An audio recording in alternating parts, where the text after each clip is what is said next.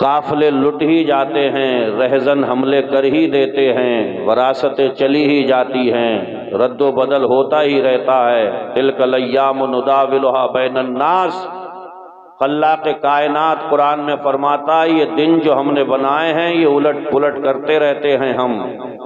भिखारियों को मसनदों पे बिठालते हैं, मसनद नशीनों के हाथों में भिखारी भीख का कटोरा पकड़ा देते हैं हम। गौर इस पे करिए कि पास में जो था वो छिना क्यों, कहां खो गई वो वरासत हमारी। हम तो किताबों में लिखे हुए हैं, हम तो दुनिया की सबसे अजीम किताब कुरान हकीम में मौजूद हैं। हमारी लाजवाल दास्तानें आज भी दुनिया को याद हैं। तो गलती कहां पे हुई है? बात सिर्फ इतनी है कि गवा दी हमने जो असलाफ से मीरास पाई थी, जमीन पर आसमां ने हमको दे मारा, जो भी पास में था वो सब छिना।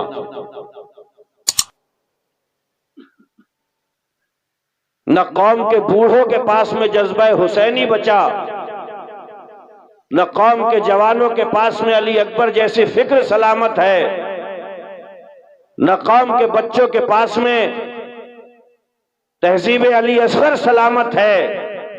तो फिर हम रोना किस बात का रोएं? हम तो उनसे सीख रहे हैं जो दुनिया का सबसे बड़ा बदबख्त तबका है,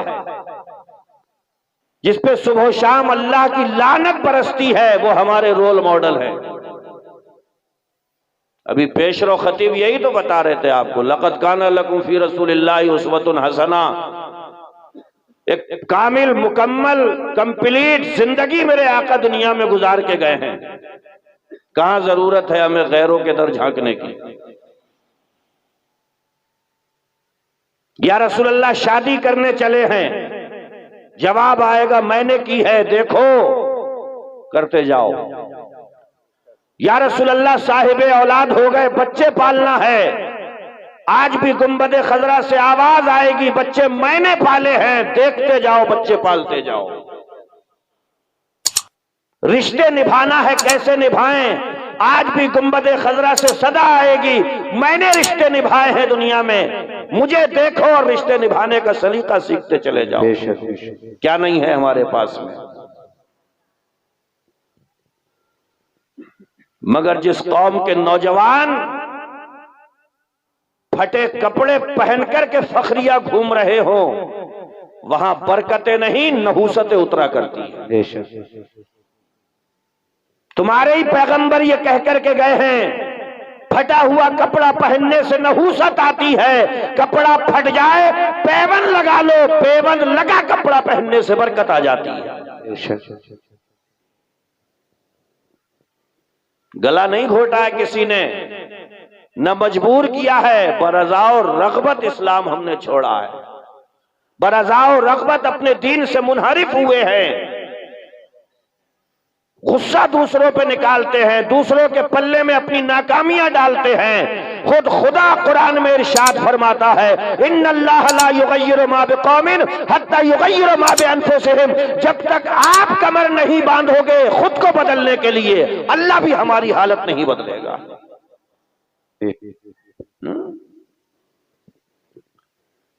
खुद तो हिम्मत दिखाइए। दरिया के इस पार खड़े थे, किसी ने आके पूछा कहां जाओगे? बोले उस पार जाऊंगा। तो क्या जा नहीं रहे हो? तो बोले मैं सोच रहा हूं सारा पानी निकल जाए पहले तो जाऊंगा। तो खड़े रहो यहीं पर ही, ये दरिया है, ये बहता रहेगा, पानी चलता रहेगा, दरिया पार करना है। मर्दे मुजाहिद बनो, हिम्मत बांधो, कमर बांधो, दरिया में उतरो, भीगने से मत डरो कि ये दामन तर हो जाएगा। अरे बारिश के कतरों में भीगने से क्या डरना, बाजुओं में इतनी ताकत होना चाहिए कि अगर पल्लू भीग भी जाए तो जब चाहेंगे उसे निचोड़ के रख देंगे। बेशक, सुभान अल्लाह, जिंदाबाद जिंदाबाद। बेशक ये दुनिया है, यहां तो हंगामे रहेंगे। जवानों से कहो सुन्नत रसूल के रंग में रंग जाओ, तो कह रहे हैं शादियां नहीं हुई है अभी। जिनकी शादियां हो गई उन्होंने रख ली तो उन्हें सासें खाए ले रही हैं। तो बच्चे तुझे क्या जरूरत थी अभी रखने की? बेशक।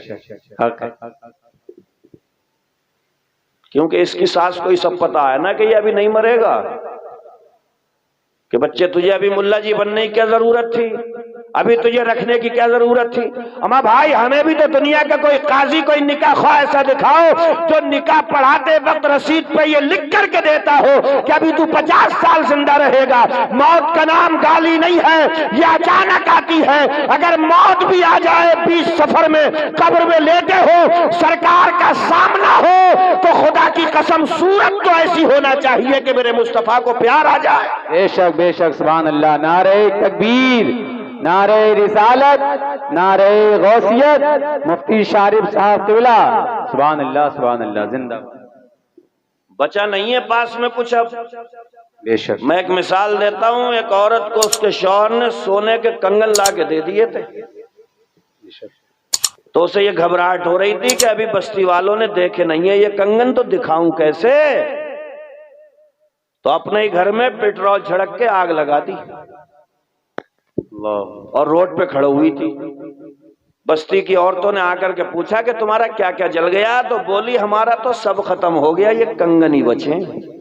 तो पूरी बस्ती ने वो कंगन देखे उसके,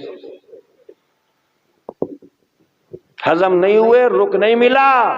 आज अगर मैं भी सदाकत पर मबनी एक जुमला बोल करके जाऊं, तहजीब हमसे छिन गई, सकाफत हमसे छिन गई, कानून मुस्तफा की बालादस्ती का मिजाज हमसे छिन गया है, शरीयत के अहकाम जो हम पे लागू हैं हम उनसे दूर जा चुके हैं। अगर कोई हमें भी खड़ा करके पूछे तुम्हारा क्या बचा है, तो जवाब यही होगा कि सरकार के उम्मती हैं, बस ये निस्बत बची है, वरना सभी कुछ जा चुका। बेशक बेशक, हक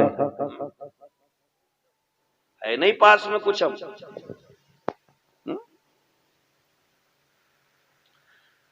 ये जवान है, ये 15, 16, 20 साल के, ये तालीम से दूर हैं, ये कल को बड़े हो जाएंगे। जैसे आप प्रैक्टिस करे हुए हो मस्जिदों की, ऐसी ये भी करेंगे। बेशक। 50, 55, 60 साल की उम्र हो गई, खूब प्रैक्टिस करी है होंठ घुमाने की। बेशक, हक। कोई इमाम साहब अगर टोक दे तो उसी की जान के दुश्मन बन गए। बेशक। इतने साल हो गए, 60 साल की उम्र हो गई, होंठ भी बड़ी तेज चलाते हो। हमें नमाज तो सुना दो, तो मीटिंग करके उसी इमाम को ही निकाल दिया। हक है। बोले यार ये नमाज सुनना कह रहे, किसी दूसरे ने क्या हमारे साथ में बुरा किया?